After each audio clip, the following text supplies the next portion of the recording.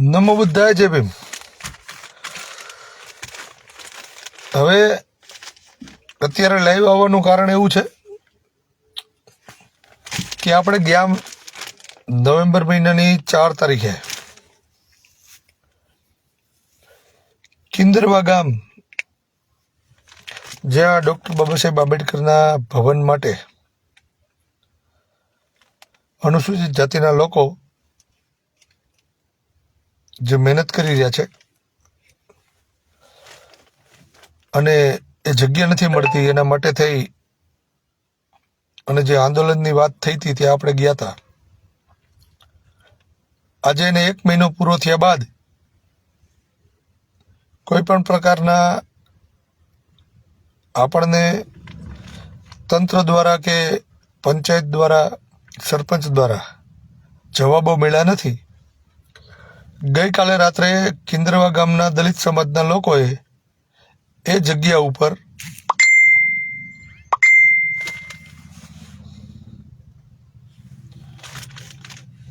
બેલાથી આપણે જેટલી જોઈતી જગ્યા હતી એટલી ત્યાં વાડી છે. અને અત્યારે કિંદરવા ગામની અંદર બીજી અન્ય સમાજના લોકો કે જેમણે ત્યાં એના કોઈક પૂર્વજ કે સુરાપુરા કે કંઈક છે, એમને લઈને ટ્રસ્ટ, પણ ટ્રસ્ટમાં ગામની કોઈ એવી જગ્યા બોલતી નથી. એને બહુ જાજી જમીનવાળી છે, ત્યાં કોઈને વાંધો નથી. પણ ડૉક્ટર બાબા સાહેબ આંબેડકરના નામે આ ભવન બને અને એ પણ એ લોકોએ જે જગ્યા બનાવી છે એના ગેટની સામે એમને મંજૂર નથી. એટલે અનુસૂચિત જાતિના લોકોએ જે જગ્યા વાળી છે એને કાઢવા માટે અત્યારે મિનિમમ 700-750 લોકો ભેગા થયા છે અને એ બેલા ઉઠાવી લઈ અને એ જગ્યા ખુલ્લી કરવાના વિચારમાં એ બધા ભેગા થયા છે. અમે અને કિંદરવા ગામના મિત્રો ક્યારના મીન્સ કે લગભગ 3-4 કલાકથી એસપી સાહેબને કોલ કરી રહ્યા છીએ. એસપી સાહેબ અમારો ફોન ઉપાડતા નથી અને આમાં કોઈ પણ પ્રકારની જાનહાની થાય તો જવાબદારી કોણે લેવી એ નક્કી નથી થતું. કેમ કે ત્યાંના પોલીસ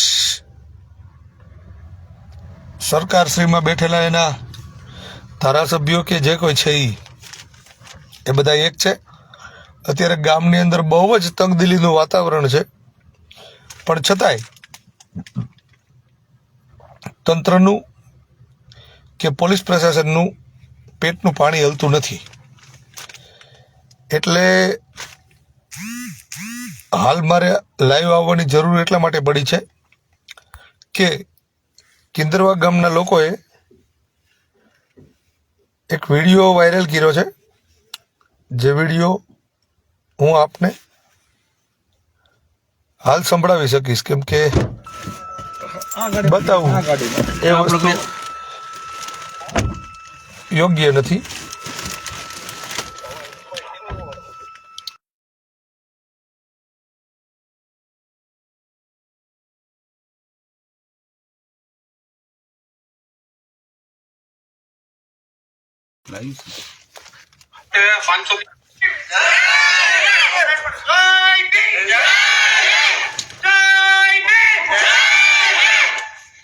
અમે કિંદરવા ગામના રહેવાસી છે.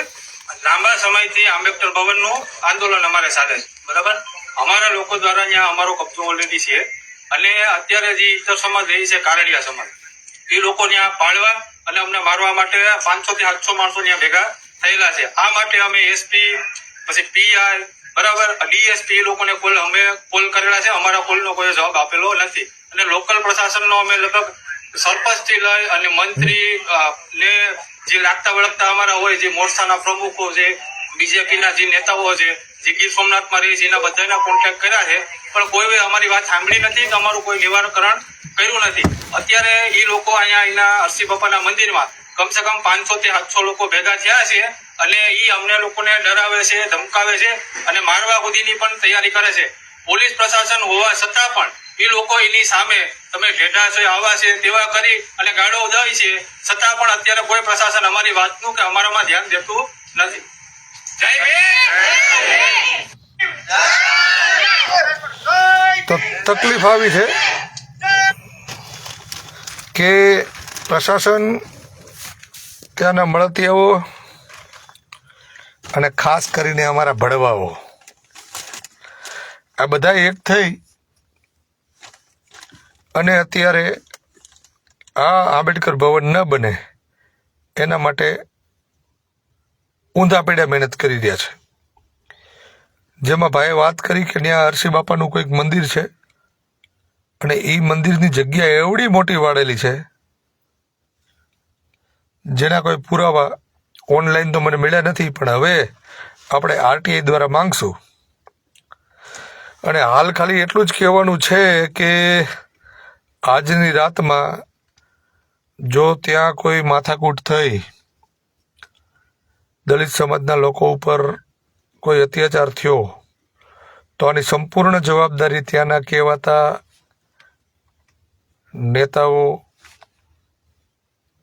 ત્યાંનું પોલીસ પ્રશાસન અને ખાસ કરીને અમારા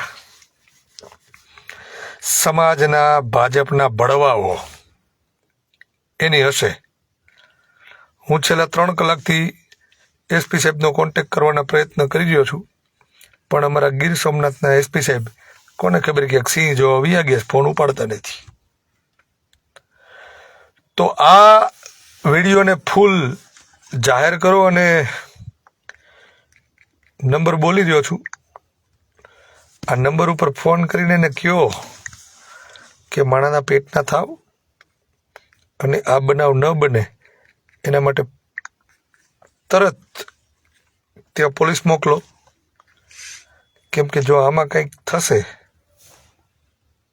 તો પછી આના એંધાણ કંઈક અલગ હશે.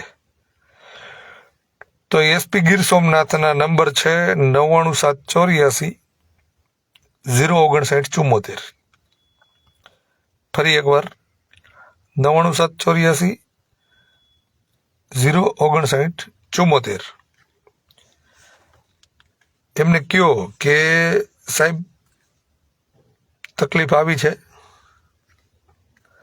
માટે મહેરબાની કરી અને તાત્કાલિક ત્યાં પોલીસ પ્રોટેક્શન મૂકો અને કાયદો અને વ્યવસ્થા ન ખોરવાય તેનું ધ્યાન રાખો. આ કાયદો અને વ્યવસ્થા ખોરવાશે ને સાહેબજી, તો પછી બીજી કાયદો અને વ્યવસ્થા સંભાળવી મુશ્કેલ પડશે. કેમ કે અમે તો પેઢીઓથી સંઘર્ષ કરતા આવ્યા છીએ.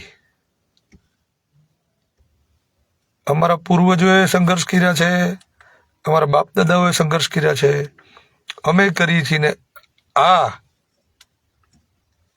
હાલત જોતા એવું લાગે છે કે અમારી પેઢીઓને સંઘર્ષ કરવા પડશે.